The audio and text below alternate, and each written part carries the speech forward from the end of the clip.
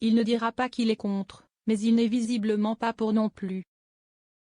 Le secrétaire national du PCF Fabien Roussel ne s'est pas montré ce dimanche 3 novembre très favorable à la candidature de Lies Loufoque, investi par la France insoumise pour la législative partielle en Isère. Nous avons des règles démocratiques dans notre parti et nous y tenons.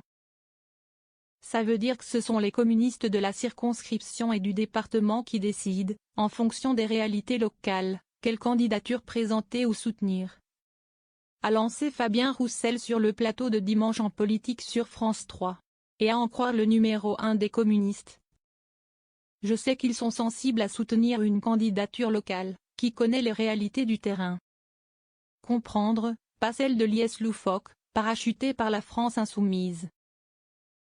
Petit rappel des faits. Après la démission de l'insoumis Hugo Prévost accusé de faits graves à caractère sexuel, le nouveau Front populaire doit se trouver un candidat remplaçant pour le scrutin à venir. Le nom de Lucie Castet a circulé, avant qu'elle ne jette l'éponge. Le 17 octobre, le Parti socialiste de l'Isère investit sa propre candidate Amandine Germain. La décision a été prise sans concertation avec la direction nationale mais l'annonce provoque un tollé au sein de la France insoumise qui revendique le siège au nom de l'accord sur les circonscriptions passé en juin. Une dizaine de jours plus tard, le mouvement de Jean-Luc Mélenchon réplique donc avec son candidat. Lies Loufoque, porte-voix médiatique des enfants placés déjà investis par LFI dans le Val-de-Marne aux dernières législatives. Logique de victoire ou accord du NFPR? Le jeune homme de 30 ans a depuis reçu le soutien des écologistes. Mais celui des communistes semble plus hypothétique. Ils ont lancé un appel à la responsabilité, pour qu'il n'y ait pas de dispersion, pour créer toutes les conditions de l'emporter, fait valoir Fabien Roussel.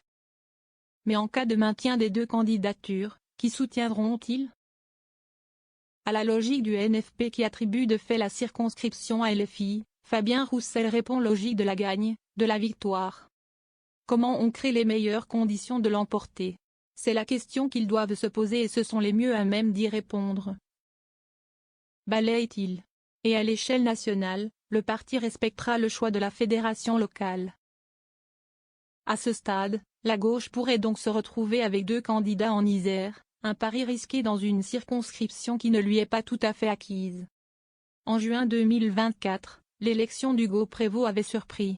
Le jeune homme avait remporté 42,4% des suffrages mais seulement 1318 voix le séparaient de son adversaire macroniste.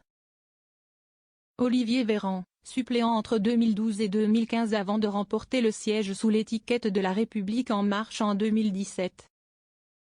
À ce jour, l'ancien ministre et porte-parole du gouvernement n'a pas confirmé s'il tenterait de récupérer son siège.